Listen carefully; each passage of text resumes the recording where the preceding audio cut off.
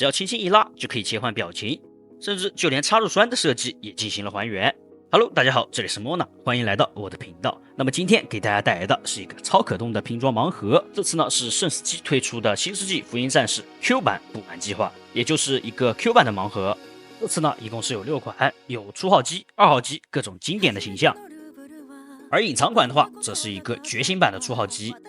为了方便呢，也是采用了按压水口，也就是免胶免工具，打开来呢就可以拼装，就可以把玩了。废话不多说，咱们接下来就看一下这次的盲盒表现。每个盲盒呢拆开来之后呢，都是采用了板件的形式，说明书以及一些小配件呢会单独的装在一个袋子里面，然后剩下的话就是每一版的板件了。每一盒呢都会有对应的机体的一个名片，上面呢也会有对应的一个主题色和信息，有些呢还会附带补充细节的贴纸。说明书呢采用的是折页式的，里面都是彩印的，看着呢也是会比较方便一些。前面也提到了，这次是免胶免工具，所以说在水口分布呢采用的是按压水口，你只要轻轻一用力啊，这个零件就会掉下来。板件的整体质量、它的颜色以及它的这个锐度啊都是比较不错的，基本也看不到缩胶和水纹。在对应机体的眼部或者一些特殊位置呢，也是有给到透明件的。手型呢也是一体手型，采用的是一个软胶的手型。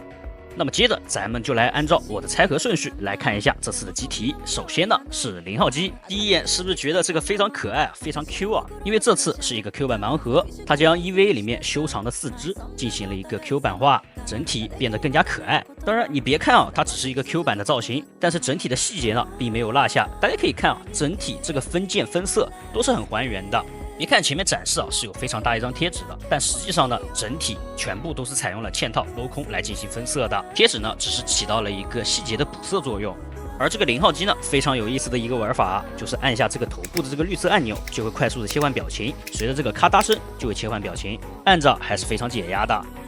同时呢，在背后这边呢，它也是还原了一个可以展开的机构，里面呢可以放入咱们的这个插入栓，可以直接放进去啊，真实的可以放进去的。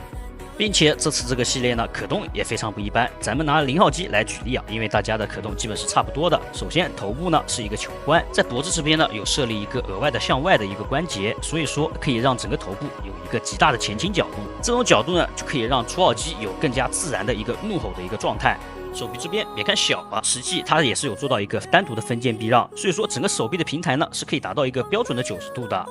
甚至你还能在这个小盲盒上面看到一个向前倾的蝴蝶关节。手臂曲肘单段的关节可以达到90度，并且手柄这边呢也是一个球冠，可以多角度的调节。甚至啊这么小一个模型啊，腿部这边还有一个下拉的机构，可以将腿部进行下拉。下拉之后呢，整个腿部的这个前踢可以达到90度，而后踢的话也是可以达到90度。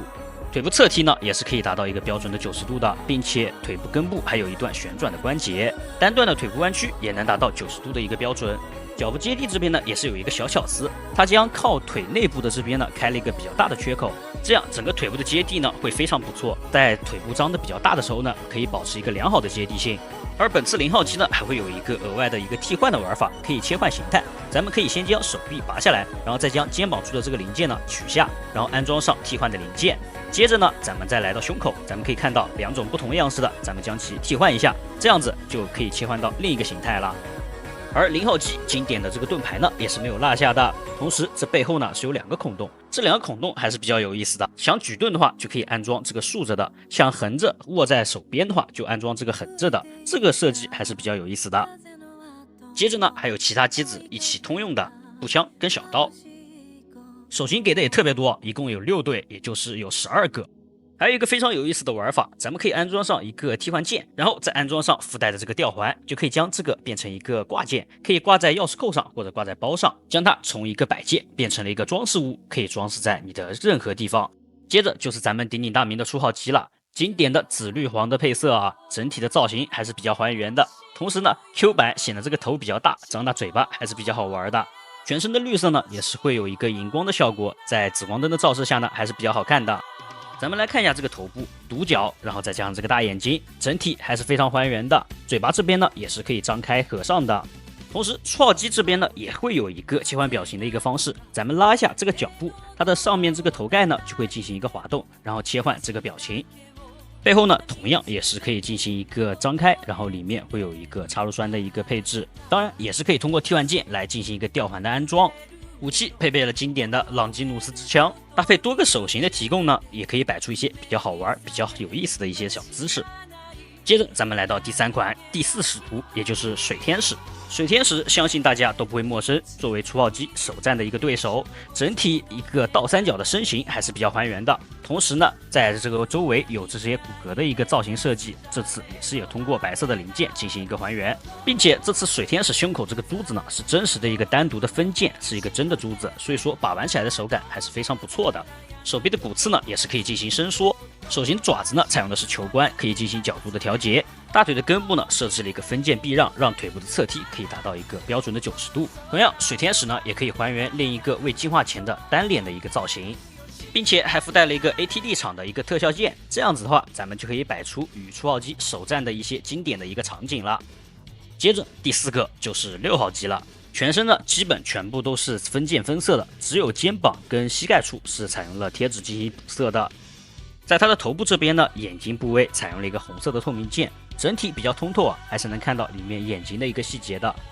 并且这次6号机的腰部呢，眼睛键的位置与其他款式会不太一样，它会更加向上一些，这样子的话，整个腰部会显得更加修长，同时腰部的可动呢也会更加好一些。这样在装持卡西乌斯之枪的时候，就可以摆出一些更加自然的造型了。接着第5个呢，就是2号机了。作为明日香标准的一个座驾啊，整体的一个配色红色加橙色，也是对应了明日香的一个主题色。2号机的眼部呢，采用了单独的分件，并且里面也有贴纸进行一个提亮，并且2号机在这个头部根部呢，有一段单独的引出关节，这样就可以达到一个非常大的一个抬头幅度。高振动粒子刀呢，也是有配备的，经典的造型，经典的武器，再加上不错的可动，就可以摆出一些比较好玩的姿势。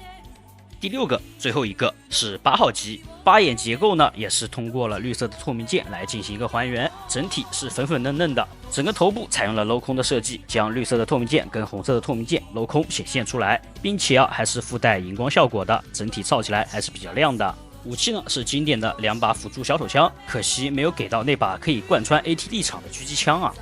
那么以上就是这次的一端6个了，可惜没有开到隐藏啊，这边只能拿图片来给大家展示一下了。隐藏款的话是一个觉醒版的除暴机，身上的绿色条纹呢变成了红色，同时左臂也变成了透明件，并且隐藏款还会附带一个第10使图的一个 Q 版的一个配件，可以搭配除暴机觉醒形态来进行一个把玩摆放。好的，那么以上就是本次 EVA 的一个拼装盲盒的分享啦。如果想要一个 EVA 的摆件或者一个挂饰的话，那我觉得这款还是非常不错的。那么以上就是本期视频的全部内容了。制作视频不易，希望大家多多3连，咱们下期再见。